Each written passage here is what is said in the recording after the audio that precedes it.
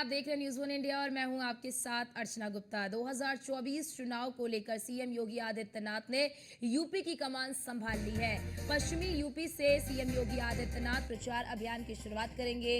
आज से सीएम योगी आदित्यनाथ के ताबड़तोड़ कार्यक्रम निर्धारित हैं। आज से 31 के बीच 15 जिलों में जनसभाएं करते हुए नजर आएंगे सीएम योगी आदित्यनाथ।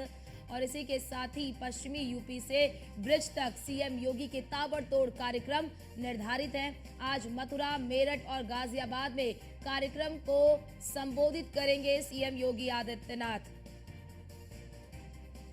तो आपको बड़ी जानकारी दे दें कि मथुरा, मेरठ और गाजियाबाद में कार्यक्रम को संबोधित करेंगे। चुनावी कार्यक्रम है ये और आगाज हो चुका है, क्योंकि जो समय है वो निर्धारित हो चुके हैं। सीएम योगी आदित्यनाथ ने यूपी की कमान संभाल ली है। मिशन 80 का लक्ष्य रखा गया है, जो कि काफी बड़ा है और ऐसे में सीएम योगी आदित्यनाथ के कंधों पर भी बड़ी जिम्मेदारी आ जाती है और सीएम योगी आदित्यनाथ ये कमान खुद ही संभाल रखी है। आज से 31 मार्च के बीच 15 जिलों में जनसभाओं को संबोधित करेंगे, रैलियों को संबोधित करेंगे, क्योंकि पहले चरण के मतदान के लिए 8 जिले हैं, यानी कि तारीखों का ऐलान हो चुका है और यूपी में सभी 7 चरणों में चुनाव होंगे। पहले चरण के लिए 8 जिलों में मतदान होंगे और ये सीटें जो है वो अधिकतर सीटें पश्चिमी उत्तर प्रदेश की हैं और पश्चिमी उत्तर प्रदेश बीजेपी के लिए थोड़ा सा मुश्किल जरूर होता है, वहाँ पर चुनौतियाँ कई होती हैं।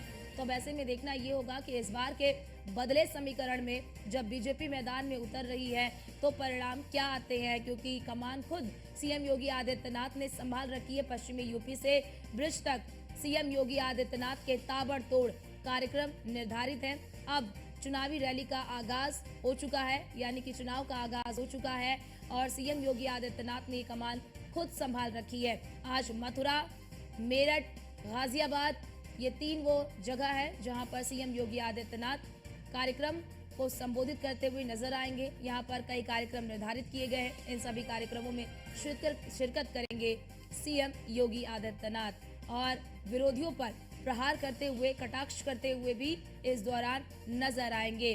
क्योंकि देखिए, सीएम योगी आदित्यनाथ की बात कर ले तो सीएम योगी आदित्यनाथ स्टार प्रचारक माने जाते हैं बीजेपी के और यूपी में ही नहीं बल्कि कई राज्यों में सीएम योगी आदित्यनाथ की मांग भी होती है स्टार प्रचारक के रूप में।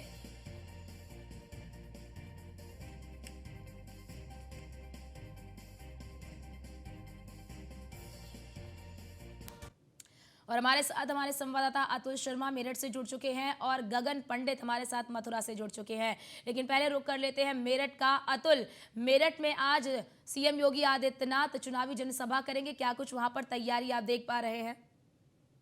और देखिए अर्चना, तैयारियों की बात की जाए तो चाक चौबंद व्यवस्थाएं हो चुकी हैं। अगर बात की जाए पार्टी की तरफ से सभी तैयारियां पूर्ण कर ली गई हैं। उसी के साथ अगर बात की जाए कि चुनावी जनसभा की लगातार देखा जाए कि 2024 चुनाव का आगाज होने के बाद मथुरा, मेरठ, गाजियाबाद के दौरे पर रहेंगे मुख्यमंत्री योगी आदित्यनाथ। प्रबुद्ध सम्मेलन को संबोधित करते हुए नजर आएंगे। उसी के साथ कहा जा सकता है कि मिशन 80 को लेकर के इस वक्त योगी आदित्यनाथ खुद मैदान में उतर चुके हैं। लगातार अगर देखा जाए कि सभी जिलों में खुद पहुंच करके जनसभा को संबोधित करेंगे, कार्यकर्ताओं के साथ बैठक करते हुए नजर आएंगे। उसी के साथ अगर बात की जाए तो मेरठ में राम आए हैं, लेकिन कहा जा सकता है कि जिस तरह से अरुण गोविल को मेरठ से प्रत्याशी बनाया गया, उसी के साथ अगर कहा जाए तो कहीं ना कहीं इस वक्त लोग बेहद खुश हैं। कल देर रात जिस तरह से मंदिर में दर्शन करने के लिए अरुण गोविल पहुंचे थे, भारी भीड़ इकट्ठा हो गई कि राम खुद यहाँ पर पहुंचे हैं। कहा जा सकता है कि महिला इस वक्त बेहद खुश नजर आ रही है। उसी के साथ कहा जा सकता है कि आज रामायण में राम का किरदार निभाने वाले अरुण गोविल के साथ खाना खाते हुए नजर आएंगे मुख्यमंत्री योगी आदित्यनाथ। कहा जा सकता है कि आज का दिन बेहद खास रहने वाला है।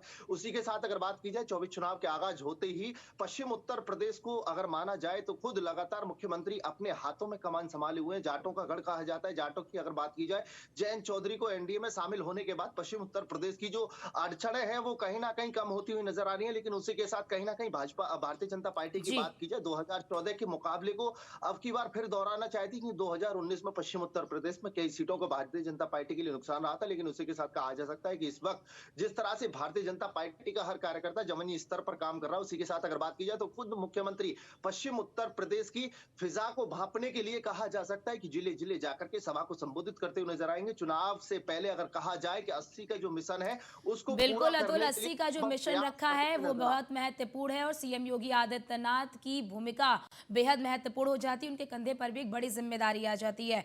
गगन पंडित भी हमारे साथ जुड़े हुए हैं मथुरा से। गगन, मथुरा भी जाएंगे सीएम योगी आदित्यनाथ, कब तक मथुरा पहुंचेंगे? मथुरा में क्या कुछ तैयारी है जनसभा को लेकर, और इसमें क्या सांसद हेमा मालिनी भी शामिल होंगी? मैं आपको अगर किसी भी चुनाव की बात करें, आगामी लोकसभा चुनाव 2024 को लेकर बात करें, तो मुख्यमंत्री खुद जो ग्राउंड जीरो पे जाके अपनी पार्टी भाजपा के लिए ग्राउंड जीरो से प्रचार करते हैं। आपको बताता है कि आज मुख्यमंत्री योगी आदित्यनाथ मथुरा पहुंचेंगे, मथुरा पहुंचकर लोकसभा चुनाव का आगाज करेंगे और मथुरा से ही चुनाव प्रचार की शुरुआत करेंगे। आपको बताते हैं 11:30 बजे मुख्यमंत्री योगी आदित्यनाथ मथुरा पहुंचेंगे। मथुरा पहुंचने के बाद जो है सीधे श्री कृष्ण जन्मस्थान जाएंगे। श्री कृष्ण जन्मस्थान पहुंचने के बाद भगवान श्री कृष्ण की पूजा अर्चना करेंगे।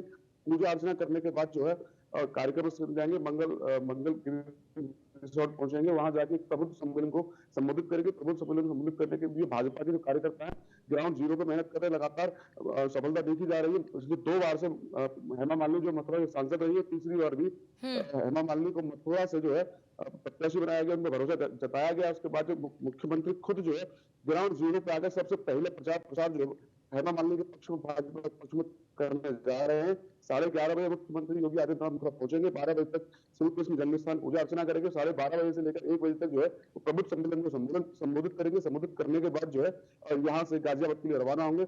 आपको बता दें कि अगर जब चुनाव, चाहे विधानसभा चुनाव हो, चाहे लोकसभा चुनाव हो, मुख्यमंत्री भाजपा के स्टार प्रचारक होने के साथ साथ जो भाजपा जीरो पे जाकर अपनी पार्टी के पक्ष में लगातार प्रचार करते नजर आते हैं। जी बिल्कुल।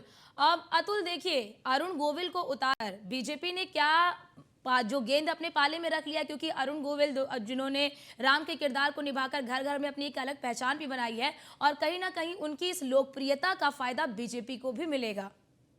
देखिए, बिल्कुल कहा जा सकता है कि जिस तरह से पर्दे के पीछे राम नजर आते हैं और उसी के साथ अगर बात की जाए तो मैदान में उतर करके अगर जनता के बीच में जाते हैं तो कहा जा सकता है कि राम की तरह ही उनका स्वागत करने के लिए मेरठ की जनता इस वक्त लालायित है। उसी के साथ अगर बात की जाए तो मेरठ की सीट को देखिए, पश्चिम उत्तर प्रदेश को मेरठ का गढ़ कहा जाता है। पश्चिम उत्तर प्रदेश की अगर बात की जाए, मेरठ की बात की जाए, अगर मेरठ की सीट भारतीय जनता पार्टी का सरदर्द बनी हुई थी, उसी के साथ अगर बात की जाए तो कहीं ना कहीं आपसी मतभेद के चलते भारतीय जनता पार्टी के कई कार्यकर्ता, कई बड़े नेता आपस में ही भिड़ते हुए नजर आ रहे थे, जिसको लेकर के भारतीय जनता पार्टी के आला कमान ने बाहर से प्रत्याशी को उतारा। कहा जा सकता है कि अरुण गोविल की पढ़ाई मेरठ में हुई है, स्टार्टिंग मेरठ से हुई है, पैदाइश मेरठ की है, लेकिन कहा जा सकता है कि 50 साल से मेरठ से कोई वास्ता नहीं रहा है। वहीं अगर बात की जाए तो आज भी भारतीय जनता पार्टी के कई बड़े नेता, कई बड़े कार्यकर्ता इस बात का विरोध करते हुए नजर आ रहे हैं कि बाहर से प्रत्याशी उतारा गया है। बाहर का प्रत्याशी किस तरह से यहां पर आकर के विकास करेगा, लोगों की समस्या सुनेगा, लेकिन अरुण गोविल का कहना है कि वो वक्त तय करेगा। अगर भारतीय जनता पार्टी ने मेरे पर भरोसा जताया है, मेरठ से मुझे प्रत्याशी बनाया है, तो मैं कहीं ना कहीं उन गलियों का धन्यवाद करता हूं, उन स्कूलों का धन्यवाद करता हूं जिनसे मेरी शिक्षा हुई है। और उसी के साथ उन्होंने कहा कि मेरठ से मेरा पुराना नाता है। कहा जा सकता है कि मेरा जन्म मेरठ से हुआ है। क्रांति धरा पर माना जा सकता है कि महाभारत की कालीन धरती पर मेरठ से राम लड़ने वाले हैं। अब यहाँ पर रामलीला होती है या फिर महाभारत, ये देखना होगा, क्योंकि कहा जा सकता है कि महाभारत की धरती है मेरठ, रामलीला की भी है। कहा जा सकता है कि रावण की ससुराल कहा जाता है। और उसी के साथ अगर बात की जाए तो रावण की ससुराल में किस तरह से विजय फतेह कर पाते हैं बड़ा मुश्किल है। लेकिन उसी बीच अगर बात की जाए तो इस वक्त जो सनातनी लोग हैं वो कहीं ना कहीं अरुण गोविल का सम्मान स्वागत करते हुए नजर आ रहे हैं। कहा जा सकता है कि कल जिस तरह से मंदिर में पहुंचे थे, भारी भीड़ इकट्ठा हो गई। महिलाओं की बात की जाए, आस्था की बात की जाए तो लोग सेल्फी लेने के लिए, चरण वंदना करने के लिए काफी लंबी कतारों में खड़े होकर के माला पहनाते हुए नजर आए थे। लेकिन उसी बीच बात की जाए तो मेरठ की सीट पर मुस्लिम क्षेत्र की अगर बात की जाए, मुस्लिम प्रभावी क्षेत्र की बात की जाए तो वहां पर कहीं ना कहीं अरुण गोविल के लिए बड़ा नुकसान हो सकता है, क्योंकि 2019 के चुनाव की बात की जाए तो महज 2400 वोट के टारगेट से सांसद बना था। कहा जा सकता है कि बीजेपी का सांसद महज 2400 वोट की लीडिंग से बना था। उसी बीच अगर बात की जाए तो अब की बार और बेहद यहाँ पर जो चुनाव है वो रहने वाला है, क्योंकि विपक्ष में समाजवादी पार्टी की बात की जाए तो भानु प्रताप सिंह जो हाई कोर्ट के एडवोकेट है उन्हें उतारा है। लेकिन दूसरी तरफ अगर बात की जाए, जिस तरह से कल बिजनौर का प्रत्याशी बदला है, उसी तरह से मेरठ में प्रत्याशी बदलने की जो प्रक्रिया है वो तेजी पर है। कहा जा सकता है कि मेरठ में लोकल का प्रत्याशी सपा पार्टी उतारने जा रही है। वहीं बसपा की बात की जाए तो बसपा भी कहीं ना कहीं कैंडिडेट को बदलने की फिराक में है। तो कहा जा सकता है कि पश्चिम उत्तर प्रदेश का गढ़ यानी मेरठ और ज्यादा बीजेपी के लिए उलझता हुआ नजर आ रहा है। बिल्कुल अतुल, और ये महत्वपूर्ण भी हो जाता है क्योंकि पश्चिमी उत्तर प्रदेश कहीं ना कहीं बीजेपी के लिए एक चुनौतीपूर्ण रहा है, एक कह लीजिए कि उनके लिए चुनौती रही है यहाँ पर कमल खिलाना। गगन पंडित, जिस तरह से हमने अभी देखिए अतुल से भी पूछा कि लोकप्रियता एक ऐसा फैक्टर हो जाता है जिसे बीजेपी का सीधे सीधे फायदा मिलता है। हेमा मालिनी की भी बात कर ले तो वो भी अभिनेत्री के रूप में काफी लोकप्रिय रही हैं, सांसद भी हैं। तो अब ऐसे में हेमा मालिनी को लेकर रिपोर्ट कार्ड क्या है, क्योंकि बीजेपी ने उन्हें फिर से प्रत्याशी बनाया है, तो लोगों की क्या प्रतिक्रियाएं हैं और आज के इस कार्यक्रम में क्या उनकी भी मौजूदगी होने वाली है? जी बिल्कुल, आज के कार्यक्रम में हेमा मालिनी मुख्यमंत्री जी के साथ शिरकत करते नजर आएंगी। आपको बता दें कि लगातार पिछले कुछ समय से हेमा मालिनी जो मथुरा पहुंच चुकी हैं और अपने प्रचार प्रसार के लिए लोगों से मिल रही है। अभी हाल ही में लगातार होलियों के नजर आई थी। आपको बता दें कि मथुरा में कहीं न कहीं एक पीस, मथुरा की जनता के पास एक पीस जरूर है कि जो हेमा मालिनी अभिनेत्री है, मैक्सिमम टाइम बाहर मथुरा के बाहर रहती है। मथुरा की जनता चाहती है, लगातार ये कहती आई है कि मथुरा को जो है लोकल प्रत्यय चाहिए ताकि यहाँ लोकल मुद्दों को समझ सके। लगातार मथुरा की जो प्रमुख समस्या सबसे पहले मथुरा जो धार्मिक नगरी है, यहाँ पे जो है माँ यमुना का यहाँ से निकास होता है। माँ यमुना की जो लगातार सांसद हेमा मालिनी अपने पिछले घोषणा पत्र में कहा था यमुना के शुद्धिकरण को लेकर अभी तक उसमें कोई काम नहीं हुआ है। उसको लेकर जनता में कहीं पीस नजर आ रही है, लेकिन जनता जो योगी और मोदी के नाम पे वोटिंग करेगी और वोटिंग के साथ साथ कहीं न कहीं सांसद हेमा मालिनी को जीत की तरफ बढ़ाएगी। लेकिन अभी भी आज की स्थिति अगर बात करें तो हेमा मालिनी के लिए मुश्किलें बनी हुई है, क्योंकि वो अपने पिछले रिपोर्ट कार्डों पर खड़ी नहीं कर पाई है। कई बार देखा गया है कि कई जगहों पे हेमा मालिनी का खुद का विरोध हुआ है, विरोध के चलते जो है उन्हें वहां से वापस भी आना पड़ा। लेकिन आज भी स्थानीय जनता की बात करें, स्थानीय जनता का कहना है कि जो कैंडिडेट है, जो प्रत्याशी है भाजपा की तरफ से, वो लोकल होना चाहिए ताकि मथुरा के मुद्दों को समझ सके। मथुरा के प्रमुख जो समस्या है, यहाँ की यातायात समस्या, क्योंकि धार्मिक नगरी है, बड़ी तादाद में यहाँ श्रद्धालु आते हैं। दूसरा जो है यहाँ की यमुना शुद्धिकरण को लेकर है। और अगर बात करें मथुरा के देहात की, क्योंकि 30% वोटिंग जो शहर से है, बाकी 70% जो वोटिंग है मथुरा देहात से है।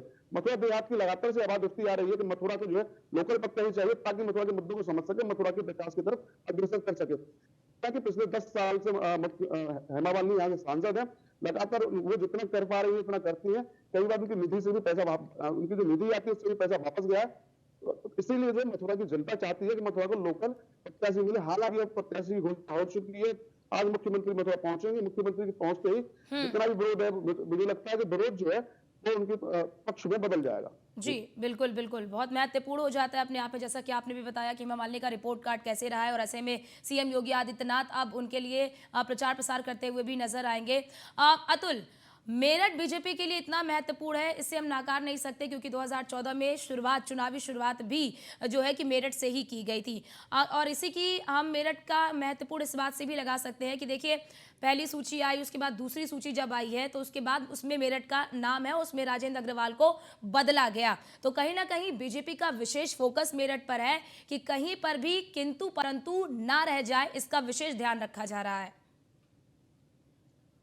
जिस तरह से 3 बार से रहे सांसद राजेंद्र अग्रवाल को इसलिए हटाया गया है क्योंकि जनता कहीं ना कहीं उनको पसंद नहीं कर रही थी। कहा जा सकता है कि भारतीय जनता पार्टी की सीट जिस तरह से 2019 में अटकती हुई नजर आई थी, अब की बार वो सीट कहीं ना कहीं खाते में ना पाए। उसी को लेकर के कहा जा सकता है कि भारतीय जनता पार्टी के आला कमान की बात हो और संगठन की बात हो, सभी ने गहनता से सोचने के बाद जब अरुण गोविल को यहाँ से प्रत्याशी बनाया। कहा जा सकता है कि राजेंद्र अग्रवाल की कार्यशैली उस हिसाब की नहीं है। मानने के अगर रिपोर्ट कार्ड की बात की जाए तो जनता बेहद नाराज है। कहा जा सकता है कि 3 बार से लगातार सांसद रहने के बाद सांसद जी अपनी जनता को नहीं पहचान पाते हैं, अपने क्षेत्र के लोगों को नहीं पहचान पाते हैं। सबसे बड़ी समस्या यह आती है। दूसरी समस्या है कि जनता की जो जनसुनवाई होती है वो एक दिन उन्होंने निश्चित कर रखा है कि उसके अलावा वो जनसुनवाई नहीं करते हैं, लोगों से नहीं मिलते हैं, जिसके बाद जनता बेहद नाराज थी। उसी को लेकर के अगर बात की जाए, भारतीय जनता पार्टी ने दरकिनार करते हुए राजेंद्र अग्रवाल को, अरुण गोविल को प्रत्याशी बनाया। वहीं अगर मेरठ की बात की जाए, कई बड़े नेताओं के नाम चल रहे थे। पश्चिम उत्तर प्रदेश की बात की जाए तो कई क्षेत्रीय अध्यक्षों के नाम सामने आए थे, लेकिन उन सबको ताक पर रख करके,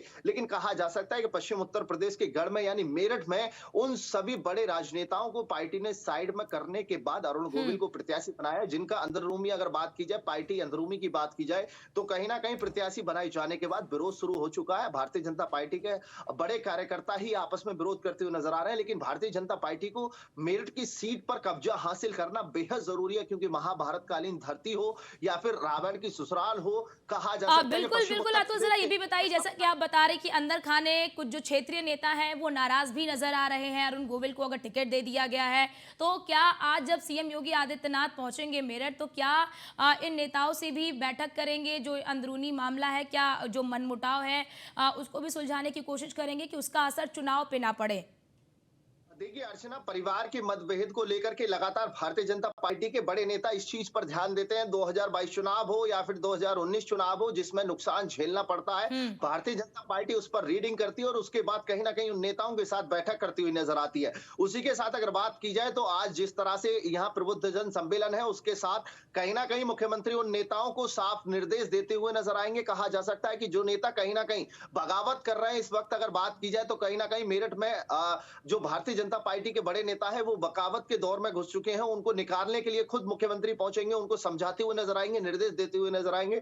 जिसके बाद कहा जा सकता है कि परिवार के लिए नहीं, कमल के लिए चुनाव है। कहा जा सकता है कि प्रधानमंत्री मोदी के लिए चुनाव है। वहीं आम जनता की बात की जाए, आम जनता प्रत्याशी देख करके वोट नहीं देती है। अगर मेरठ की बात की जाए, मेरठ सीट की बात की जाए, तो लोगों ने साफ तौर पर कहा था कि प्रत्याशी बदलना चाहिए, बाहर का हो, मेरठ का हो, अंदर का हो, कहीं का प्रत्याशी हो, सब चलेगा। लेकिन कहा जा सकता है कि राजेंद्र अग्रवाल की बगावत को लेकर के कहा जा सकता है कि जिस तरह से जनता बेहद नाराज थी, उस वक्त को देखते हुए कहीं ना कहीं अगर बात की जाए संगठन और उसके साथ भारतीय कोर कमेटी की बात की जाए, तो सभी के निर्णय के बाद अरुण गोविल को प्रत्याशी बनाया गया है। जिसके बाद कल अरुण गोविल मेरठ पहुंचे थे, सभी पार्टी के पदाधिकारियों के साथ बैठक की थी और उसके बाद ओगरनाथ मंदिर के 1857 की क्रांति के जो मुख्य धार है उस पर दर्शन करते हुए नजर आए थे। तो कहा जा सकता है कि आज अरुण गोविल मुख्यमंत्री के साथ पहली मंच साझा करते हुए नजर आएंगे। पश्चिम उत्तर प्रदेश के गढ़ की बात की जाए, मेरठ की बात की जाए, मुजफ्फरनगर की बात की जाए, आसपास के जिलों की बात की जाए, तो माना जा सकता है कि पश्चिम उस उत्तर पर भी प्रदेश उसका के गढ़ प्रभाव में पड़ेगा। बिल्कुल बिल्कुल अतुल, कहीं ना कहीं जिस तरह से अरुण गोविल को बनाकर कह लीजिए कि बीजेपी ने पश्चिम को भी साधने की कोशिश की, उनकी लोकप्रियता का भी फायदा बीजेपी को सीधे सीधे मिलने वाला है। अतुल आपका और इसी के साथ ही गगन आपका भी बहुत बहुत शुक्रिया हमारे साथ जुड़ने के लिए और तमाम जानकारी हमारे दर्शकों तक पहुंचाने के लिए, क्योंकि सीएम योगी आदित्यनाथ ने यूपी की कमान अपने हाथ में संभाल रखी है। ताबड़तोड़ रैलियां, जनसभा जो है वो सीएम योगी आदित्यनाथ करने वाले हैं।